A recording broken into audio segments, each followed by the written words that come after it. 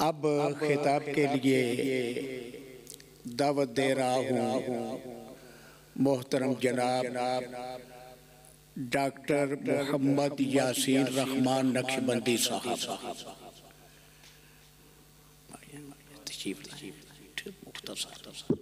नहमदुहु व नसल्ली अला रसूलिहिल करीम फम्मा बअदहु फअऊज़ु बिल्लाहि मिनश शैतानिर रजीम बिस्मिल्लाहिर रहमानिर रहीम।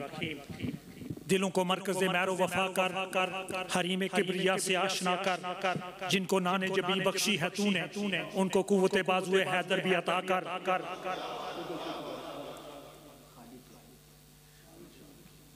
मैं चूरा शरीफ का एक अदना सा गलाम होने के नाते यहाँ तो किबला हजरत साहब की ज़ियारत के लिए हाजिर हुआ था, क्योंकि हजरत साहब अभी यहाँ मौजूद नहीं हैं। बाबा जी सरकार उलमाए किराम बैठे हुए हैं। जब ये तकरीब का आगाज हुआ, मोहतरम कारी साहब तिलावत कलाम पाक कर रहे थे, तो उसमें जो आयात मुबारक इन्होंने पढ़ी उनमें खुसूसन खातमुन नबुव्वत का जिक्र था, खातमुन नबीयीन का जिक्र था। तो मैंने सोचा उसके बाद बैरिस्टर इश्तियाक साहब ने भी खातमे नबुव्वत पे खुल के बात की। मैं अपने नौजवान साथियों के लिए those who can understand English, I will try to speak for them in English, and those who can understand Urdu, I will try to speak in Urdu. जैसा कि बैरिस्टर इश्तियाक साहब ने बोला कि एक imposter in Indian subcontinent, he pretended to be। कभी तो वो अपने को कहता कि मैं छोटा नबी हूँ, कभी कहने लगा मैं बड़ा नबी हूँ, कभी कहने लगा मैं मसीहुल मऊद हूँ, कभी उसने कहा कि मैं ये हूँ, कभी कहा वो हूँ। He was a liar, कज़्ज़ाब, झूठा, फ्राडिया, नौसत से भरा हुआ खानदान उसका। देखें जहाँ तक खातमे नबूवत का ताल्लुक है, हम तारीख के पीछे नहीं जाते अलामा साहब, हम जरा इकबाल को देख लेते हैं। इकबाल क्या कहता है? इकबाल खातमे नबूवत का सबसे बड़ा दाई था। इकबाल को पता चलता है कश्मीर कमेटी 1931 में बनती है। कश्मीर कमेटी में मिर्जा का बेटा उसका चेयरमैन सिलेक्ट होता है। इकबाल उस कश्मीर कमेटी से रिजाइन कर देता है। कहता है जहां मेरे नबी आकाए करीम सल्लल्लाहु अलैहि वसल्लम का मुनकर बैठेगा, इकबाल उस कुर्सी पे नहीं बैठ सकता। ये है अकीदा। कहां से मिलता है हमें? उससे जिसने पाकिस्तान का तस्वर दिया था, जिसने पाकिस्तान का तस्वर दिया था इकबाल, कि वो कहता था कि मैं इनके साथ नहीं बैठ सकता। मैं आगे थोड़ी सी एक बात करके खत्म करूंगा मैं अपनी तकरीर। बाद में मैं 2 मिनट के लिए चूरा शरीफ की तरफ भी आऊंगा, फैजान चूरा शरीफ की तरफ आऊंगा। मैं आप उलमाए किराम से है और बाकी जो दोस्त है सबसे गुजारिश करता हूं कि whenever you try to mention the name of Prophet, may peace be upon him, तो उसके साथ सल्लल्लाहु अलैहि वसल्लम लगाया करें। खुदा रा देखो जब सल्लल्लाहु अलैहि वसल्लम लगाएंगे, लिखेंगे, तो आपके दर्जात बुलंद होना शुरू हो जाएंगे, क्योंकि वो दुरूद शरीफ बन जाएगा। जब आप शॉर्ट लिखते हैं सल्लल्लाहु अलैहि वसल्लम, इससे आपको क्या फायदा होता है? इससे 2 चीजें जाहिर होती हैं कि एक स्पेशल ग्रुप जिसको आले रसूल सल्लल्लाहु अलैहि वसल्लम से तंग नजरी थी, उसने क्या किया कि हमारी किताबों के अंदर लिखना शुरू कर दिया सल्लल्लाहु अलैहि वसल्लम। जब मेरे नजदीक हम सुन्नी अकीदा के जो लोग हैं, हमारा अकीदा ये है कि सल्लल्लाहु अलैहि वसल्लम।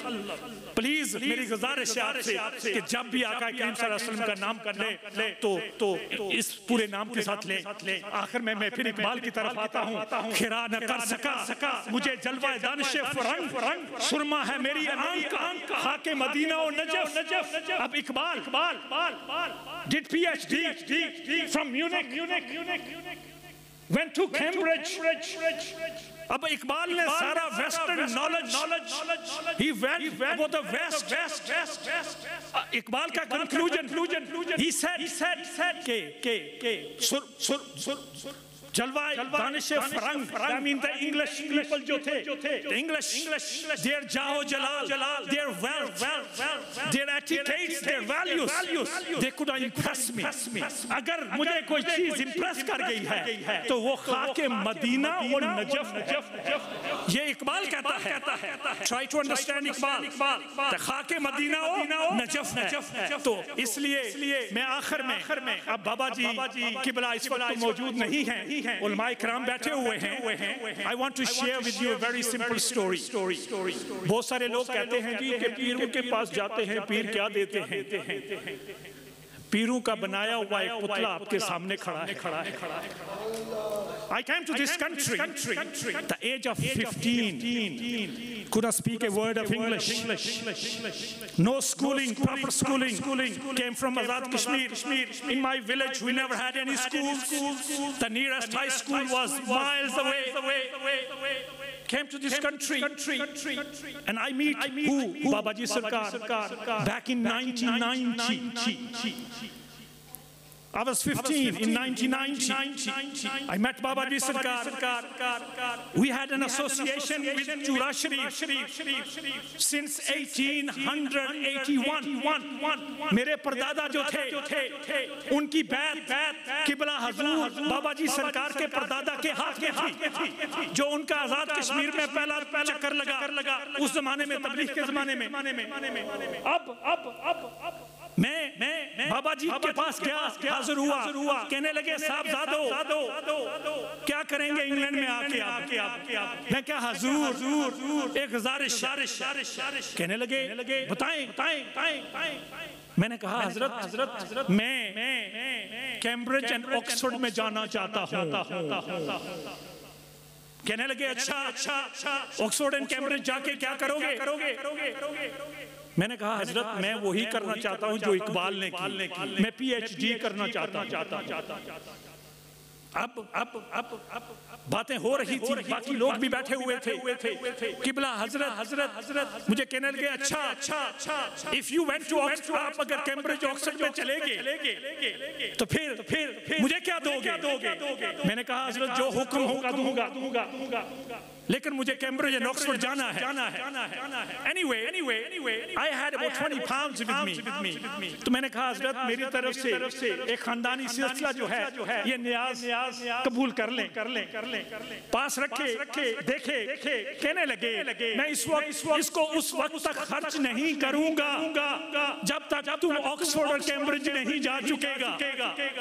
ये होती है नजरे करम। तुम जब ऑक्सफोर्ड कैम्ब्रिज जाएगा तो उसके बाद मैं ये पैसे खर्च करूंगा। अब you tell me, somebody not even born here, never went to a proper school here, never read science here. I am standing in front of you, never read science before the age of 15, 16. तो क्या होता है कि 2 years, 3 years later, I end up in Cambridge, studying physics, science, physics में। उसके बाद क्या होता है? I graduate from Oxford with a doctorate in physics. तो मुझे ये बताएं कि इसमें मेरा क्या कमाल? There was a नजरे करम। मेरे बाबा जी सरकार का फैज था जो मुझे मिला। मैं कभी आज किबला के सामने जब होता हूँ तो मजाक करता हूँ, काश उस दिन मैं अगर बादशाह मांगता तो वो भी मुझे मिल जाती। मैंने तो सिर्फ ऑक्सफोर्ड कैम्ब्रिज मांगा था, अगर वो मांगता वो भी मुझे मिल जाती। इसलिए ये जितने भी बुजुर्ग हैं, जितने भी सलासल के बुजुर्ग हैं, ये सारे हमारे लिए एक फैज का जरिया है। हमें अपनी औलादों को इनके करीब करना चाहिए।